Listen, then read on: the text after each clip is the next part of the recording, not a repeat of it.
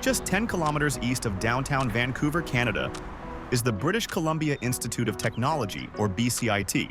And here, students are getting hands-on training in the Nuclear Medicine Technology program. I feel like I was very prepared. BCIT has a lot of focus on a really hands-on, really authentic clinical learning.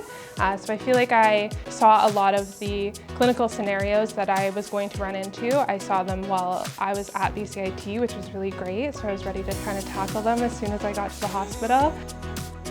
A big reason for that? Students here are trained on many of the same technologies that they end up using on the job, including Hermia molecular imaging software. Using the same technology is definitely helpful. I think it helps us feel more confident and prepared for when we're actually working in the clinical environment.